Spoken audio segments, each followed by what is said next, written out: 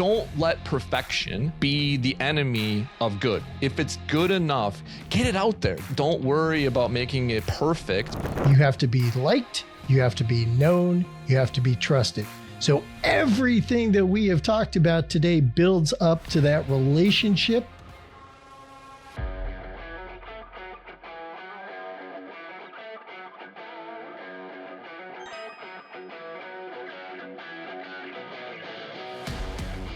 Welcome, everyone, to the Marketing Mind Fuel podcast. This is episode 4. Andrew, can you believe it? Episode 4. Did you think we were going to make it to episode 4? I'm beyond excited about it, Bjorn. I think it's absolutely awesome. And can't wait for the next 150 episodes. It's been awesome to do these first 3, and hopefully this 4th one will be our best yet. That's my objective. So here we go.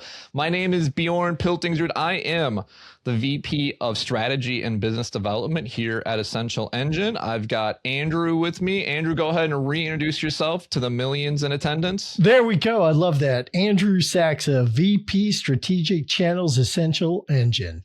Sweet. So this episode is going to be all about staying top of mind through marketing without making it your second job. Do you need a second job, Andrew? I don't need a second job, but you do an incredible job with your social media stuff from a not having a second job perspective. But I think you have fun with it, and that's probably why it's not a second job. But like at the end of the day, I think that is one of the reasons that people fall off the marketing train is because it becomes like this total second job that nobody wants to do, right? It's like, it's not probably a problem of, I don't believe in marketing. I don't think I should be doing marketing. I think people get it. They need to be doing it. They should do it, but they're like, I don't have time for a second job, and this is just a total chore. And I get it. I understand why people say that. But I think we have some ideas here on how to not make it a second job. And it really starts with, you gotta, like, at the end of the day, you gotta make it fun. Like, you gotta make it fun. And I think one of the cool things about marketing is that you can make it fun. You can make it fun if it's about you and it is you. What's not fun is when you're just reciting what someone else has told you to do and not making it your own. Like that becomes like, okay, I guess I got to do a post, or I guess I got to send this email, or I guess I got to go to the store and print this thing off and go to the post office and mail it. Like, who wants to like have a list of things that they have to do in order to get any level of communication? But like, if you're just talking like this, I'm going to be honest, this is marketing for Essential Engine, right? But this is fun for me. I love talking about marketing. I love talking with you, Andrew. And I love that we have tens of thousands of people hanging on every word that we say. So it's fun for me, right? It's not a chore. It's not my second job. Those aren't the things. So like, but I just think it's that, man, people just break down the consistency, right? They're just like, they can't do it. They can't do it because they get out of the gate really strong.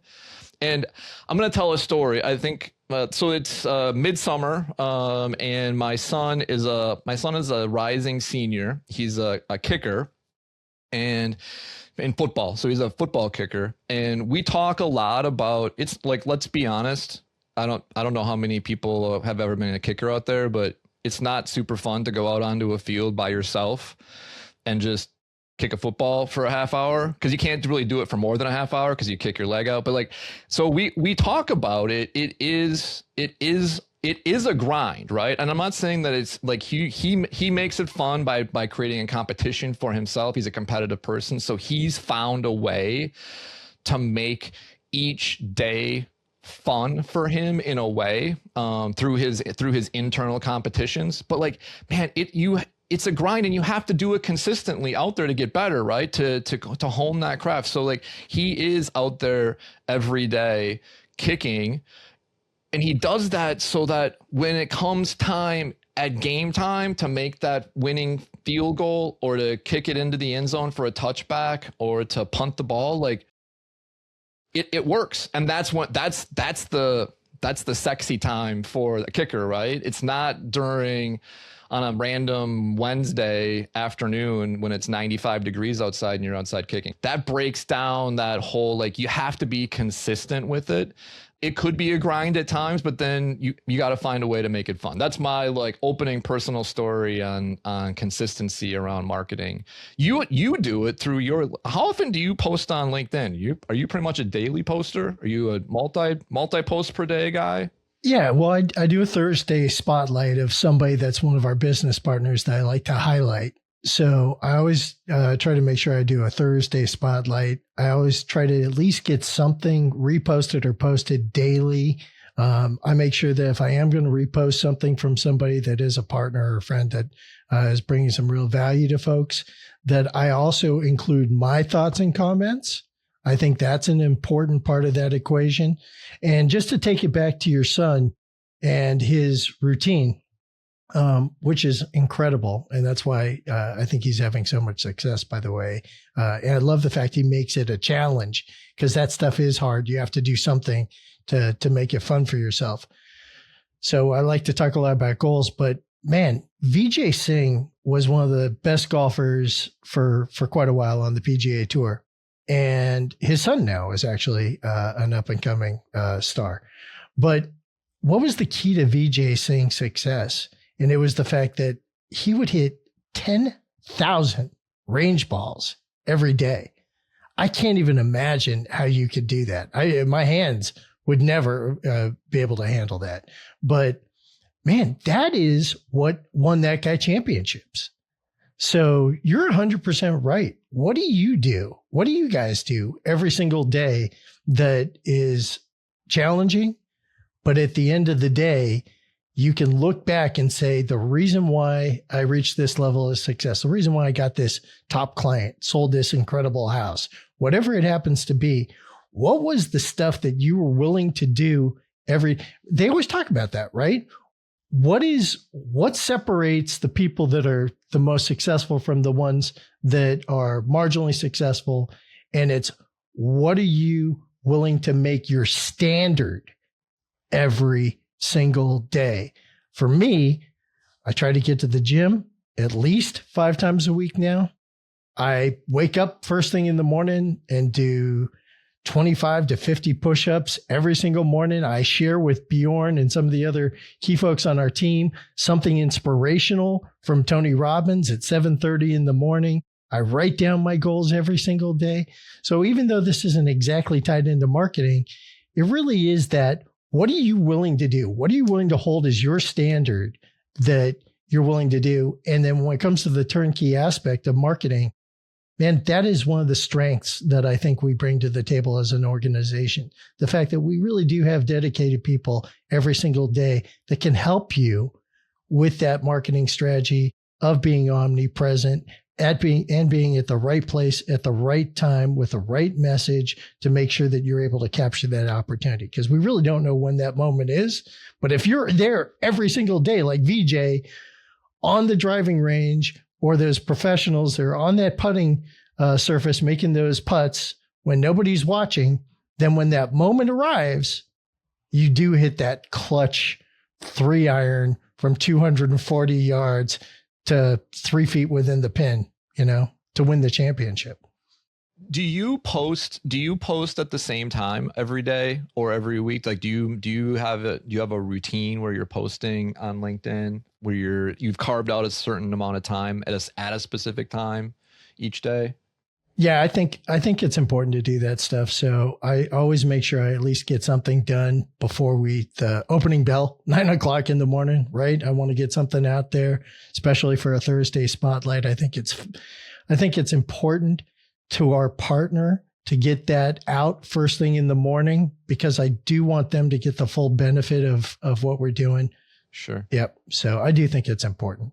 So I think like you mentioned the gym, and one of the reasons I think people that I've heard break down in the gym is because they don't find that routine that makes it seem like it's harder than it has to be, right? So like people who are successful, from what I've heard at the gym, right, and I'm a member at Lifetime, come in at the same time every day. Yeah. Right. Because it builds a routine. It builds that consistent, like every day at 4 p.m., every day at 6 a.m., whatever it is, every day at 11 p.m., whatever the time works, right? It's like that is the time, and you build that into your system, right? So like, when you systematize it, then it becomes habit, routine, and it doesn't become a second job. It's something that you just do every day, right? I just do. Yeah. I spend 10 minutes. I've got that carved out from 8 to 8:10 to send 5 emails, make 10 phone calls, whatever that marketing consistency that you're going to do. And in the last episode, we talked about content, right? That was kind of the main point of the last episode.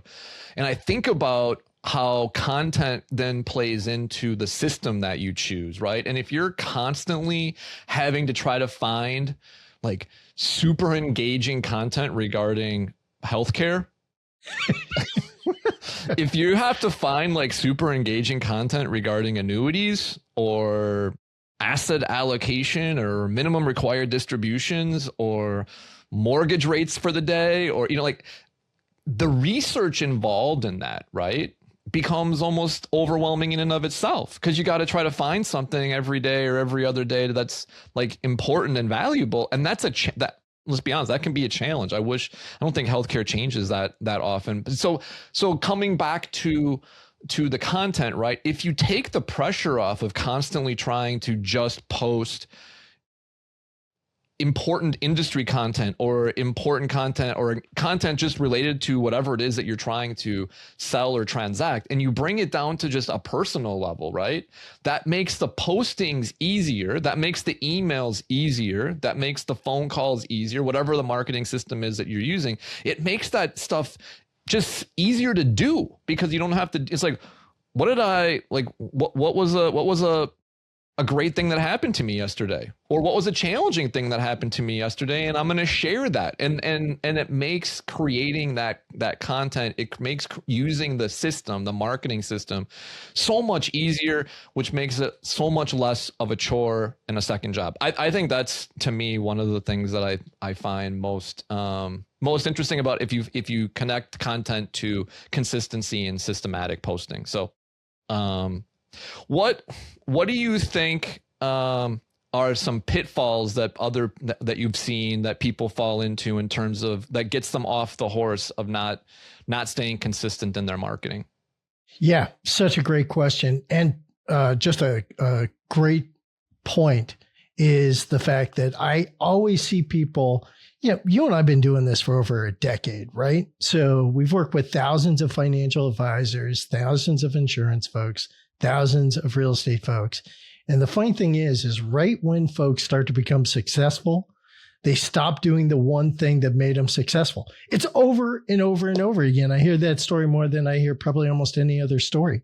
So the number one pitfall is, well, there's two ways to look at what got you here isn't always what's going to get you to that next level.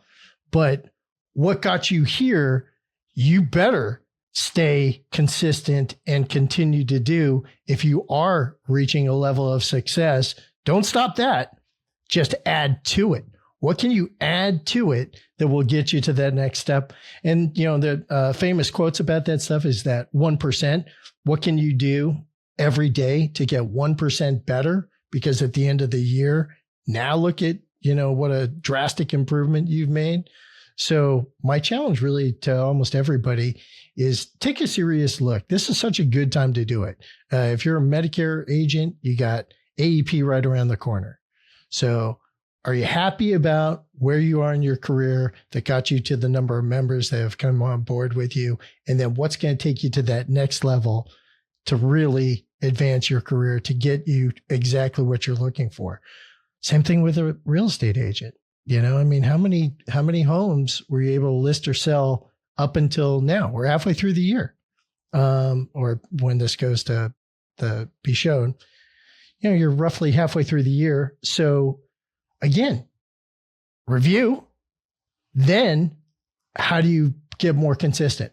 And I would tell you, that is a huge benefit with working with us, right? I mean, we really do hold your feet to the fire. You really do get notified that your next sprint is coming up. Now's the time you want to be able to adjust, add that, like we talked about in the last podcast, right? Should you add your kid, that just kicked the game-winning field goal into the magazine? I would, right? Should you add your pet? You just got a brand new pet. Why wouldn't you want to do that? But you got to have a partner, whether it's the gym. We talked about the gym, right? What's the best way to consistently get in the gym? Have a partner that holds you accountable, because that poor person is going to have to stand under that weight bench and have to do his reps without a spotter. That's lousy. Nobody wants that. So find somebody, an accountability partner, to hold you accountable. And then whether that's Essential Engine that can hold you accountable to make sure that your next sprint goes out so that you're consistent, and again, can help you once again advance your career to get to the level of success you really are looking for. So like I'm gonna expand on that gym analogy a little bit and say, like, so you're trying to lose some weight. Do you lose weight every day? Is every day that you get on the scale, are you going down every single day? Nope. And you hear about it when I don't, and it's the most frustrating thing in the entire world. But the thing, and so this is the second reason people fall off the consistency bandwagon or the consistency marketing wagon, is because they'll do something, right? They'll be working on something. They'll post, they'll send an email, and then they'll send a magazine. They won't do anything out, and then they'll be like, well, that didn't do anything. And they're like, well, every day, right? Every day every day in the gym, even if you didn't drop a pound or didn't drop a quarter pound that day, right? You still got stronger. Right. You just can't see it. Right. You just can't see that you got stronger that day, but you did, because you were at the gym and you did the workout. My son has bad days of kicking. But even his bad days of kicking make him a better kicker. You bet. And so I hear this so much in marketing, because so many times people associate marketing with a immediate response, right? My phone rang. Someone sent me an email, and that's not how it works, right? You have to be there. You have to be doing it consistently, right? Even when you don't hear something, because in 2 weeks you might be at the grocery store, you might be at the restaurant, and you see a client, you see a prospect you've been working, and guess what? And then they say something 2 or 3 or 4 or 6 weeks later, like, hey, I saw your son kick the game-winning field goal, or hey, I saw you were on vacation. Like, how was your time in the Florida Keys or wherever it was, right? But if you stop, right? If you stop because the phone didn't ring the next day or the phone didn't ring the next week, that's how you lose consistency. And I see so many people falling into that trap. That's why I love the analogy of the gym, because I think it works so well with marketing, because you have to be there whether you see the results or not. What you started doing pickleball. I mean, you got a whole bunch of things going every day. And I know that every day the scale doesn't show I'm down every day, but I think those are the things that's the second pitfall that people fall into from my perspective, just because they're like, well, I didn't see anything from that post. I didn't see anything from that magazine. I didn't see anything from that email. So I'm going to stop doing it. And then they stop. Bjorn, I love this. This is one of my all-time favorite subjects. All right. So here's a funny thing, just to piggyback on what you're talking about. So I post probably too much on social media about these workouts, right? But hey, I hit a milestone, right? I'm down 55 pounds. Oh my gosh, guys, that's crazy to think about it. And the amazing thing is how many times, because I go to so many conferences and I get a chance to see people, and I hadn't seen them in a couple of months, sometimes in a year, how many times people will come up to me and say, hey man, great job at the gym. Even though it hasn't changed, they know they're seeing what you're doing. They don't always tell you, but then when you get to it, it's just exactly what you said, Bjorn. How many times I've heard from people that I didn't even know were following me. They don't give you the thumbs up. They don't show that they're liking. They never engage until you meet them first firsthand. And same thing with our magazines. Man, I've heard that so many times that agents or again, financial advisors or real estate professionals, because we go to all those conferences. The amazing thing is I'll have somebody come up to me and say, you know, I never realized how much business I actually got from the magazine until I stopped using the magazine. And then they come back, right? I mean, that's one of the fastest folks that come back to you is because all of a sudden they realize that, oh my gosh, all this stuff that I was doing that got me to this level of success, now I'm going to back off because I don't think I need to. Man, why would you do that? That's what got you here. In fact, now throw more wood on that fire and let's really take your practice to the next level. So, wow, what a great topic. So I think one of the cool things that you've done in your journey, right, and how you use social media to market and the system that you're using is that you incorporate something that you're doing anyways, working out, right, as part of your post or as part of your strategy of marketing Essential Engine and yourself, right? And I think one of the things that people have to think about when they're doing the marketing is how are you going to evaluate whether your marketing is working, right? And so one of the things that you said that I thought was super interesting is like you're at a show or you go see someone in person and they say like, how's the gym, right? And fundamentally, right, you sell marketing services, right? That's the business that you're in. You sell marketing services to help people grow their business. You don't work in a gym. You're not a personal trainer, but here's what people say, right? People say, hey, how's the gym? Are you hitting the gym tonight? Are you still going to hit the gym while you're at the conference or whatever? And you know what that tells you is that your marketing is working because you're staying top of mind, even though they didn't come up to you and say, hey, Andrew, I'm ready to buy a magazine, right? Like that, they didn't come up and say that to you. But that's not always the objective, right? That's not always the objective in the short term of marketing. Long term, obviously, we want to sell our marketing services, and that's what you want to do. But how we do that, how we market using that simple system of actually just posting what you're doing anyways, and then evaluating whether does someone know that that's what I've been doing and they've seen those posts? Because then I'm staying top of mind. Like that to me is how the third kind of pitfall that people fall into when they're thinking about whether they're using marketing effectively or whether their marketing is working. They're spending all this time and like, well, I'm not getting a sale today. Well, like, yeah, that's not marketing. That's sales. So, and I just thought that's just such a unique thing. So like things that you might ask yourself when you're walking through marketing, like, am I helping people think more clearly? Am I reminding people of what I do? Right? Because you do that.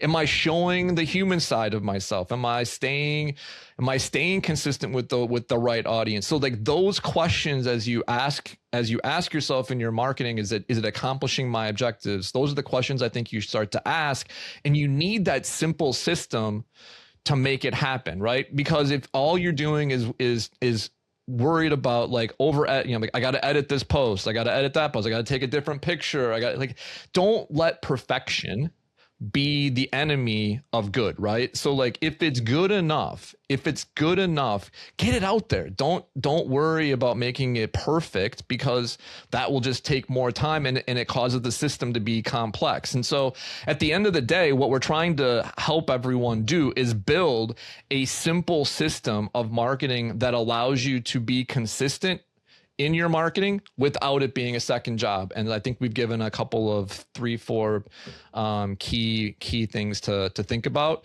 We're almost at that time, Andrew. Oh, do you know what that time is? Sure. That is the Andrew Saksa 70 seconds of selling. This is the fourth installment. I'm always excited to see and hear what you've come up with for each episode. So I'm going to put 70 seconds on the clock, and whenever you are ready, go for it. Awesome.